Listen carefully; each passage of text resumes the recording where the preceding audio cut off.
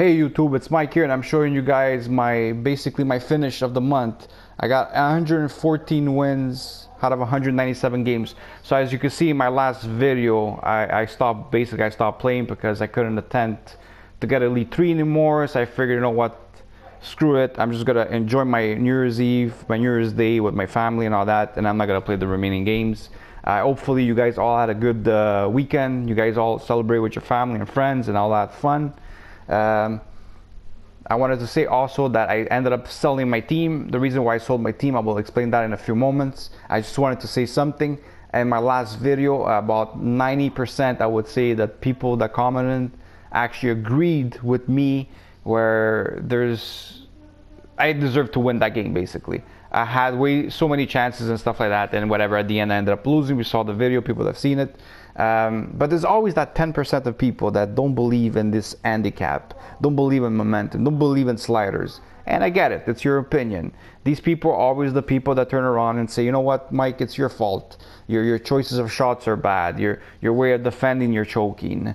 They always come up with these excuses that it's always you're bad. Whatever. I mean, at the end of the day, if these guys believe that, they could believe whatever they want. But I will try to convince some of these people, try to make them see things a little bit differently. I'll give you guys an example.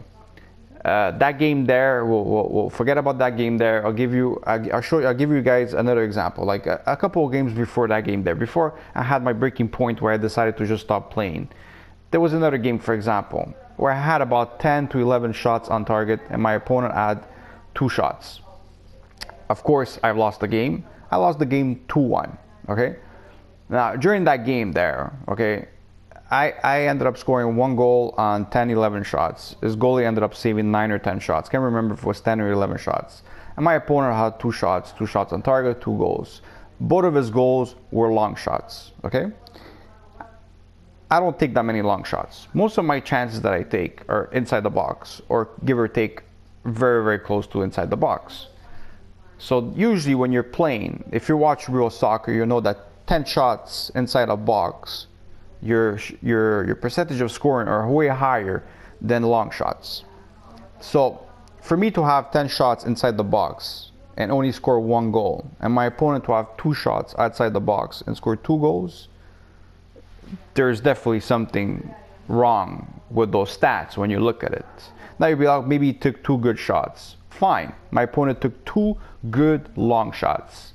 Now let me continue with what I took. The 10 shots that I took inside the box, I ended up even having 3 times I hit the goalpost. Who determines when I hit that goalpost? EA determines that. Why? Because we have a auto shooting in FIFA. So automatically when you shoot, there's a auto, like the game helps you to basically auto shoot, right? Because if you do it manually, forget about it, it becomes a disaster. So you got to do the auto one.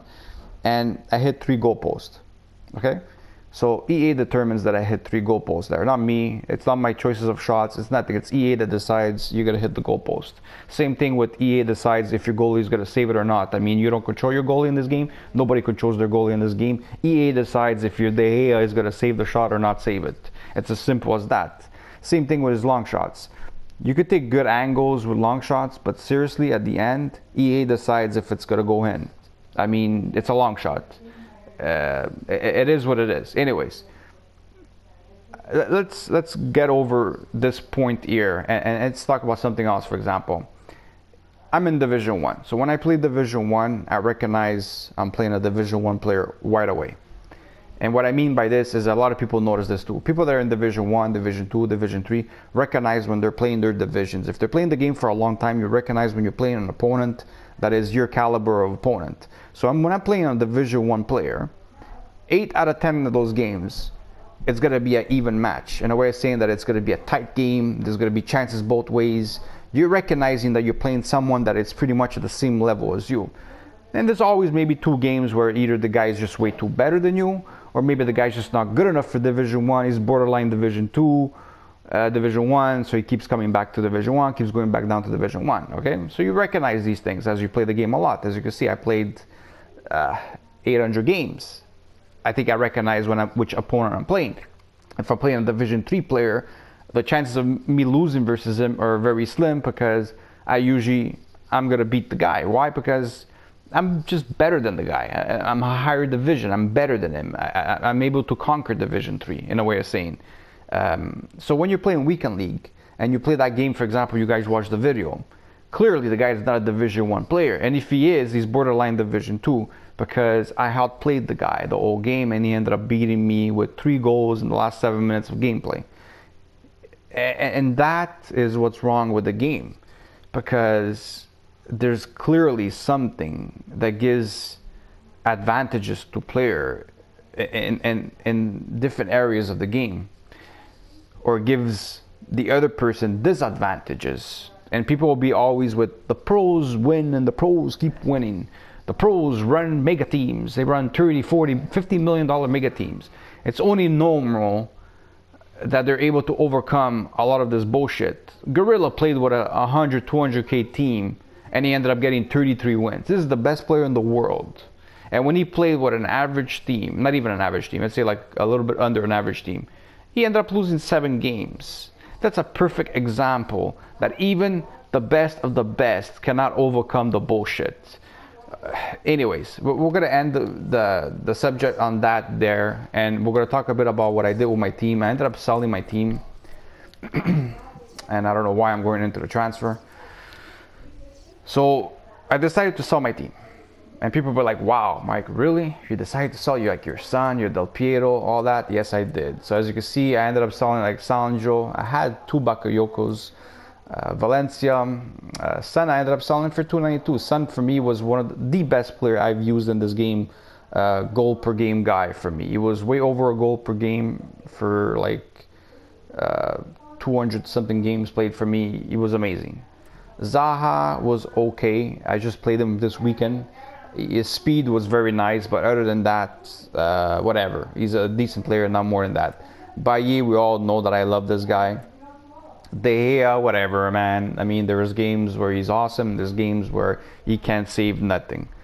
Ferdinand, I still believe he's the best defenseman in the game. Of course, I haven't played with Maldini, so I don't know. Desai, I think he was actually really good. It was my first weekend with him, so I didn't get to test him as much. But yes, he was actually a pretty good player. CDM-wise, really good. Offensively, nothing at all, but defensively, very well. And of course, Del Piero. Del Piero, well, what can I say? Del Piero, he's awesome. I think maybe he's probably the best cam in the game. I haven't tried a lot of the players yet, so I can't really say. Anyways, you're probably wondering why did I sell my team. I sold my team because I figured Team of the Year is coming out very soon. Sometime this month, maybe this week, maybe next week, I don't know. And a lot of the prices are going to drop. So I figured instead of always losing money on my cards, might as well sell my team now and wait a bit, because I'm actually going to take a little bit of a break from Weekend League. I'll play Division 1 and stuff like that. I'll play probably the knockout tournament just for the fun of it. But I won't play Weekend League. Maybe if I do play, I'll play a few games just for the fun of it, just to test my team out. But really, I think I'm going to take a little bit of a break, like at least for this month, just to like basically cool down a bit. And I think that people that are in the same shoe as me, where the game is getting on your nerves, the best thing to do is cool down a bit. Take time off the game a little bit, play something else, or just whatever, do something else, just cool down a bit. That's my best advice I could give to people that are basically at that point where they're about to break something. So anyways, to get back of me selling my team, was that I figured if I sell now, most of these cards should be cheaper sometime this month when that Team of the Year comes out. And if some of these cards I want to rebuy them, I could rebuy them cheaper. The other thing is that I started to realize that there are certain players in this game that I really want to play with and I haven't played with. And I do have a decent amount of coins. I have 3.6 something million.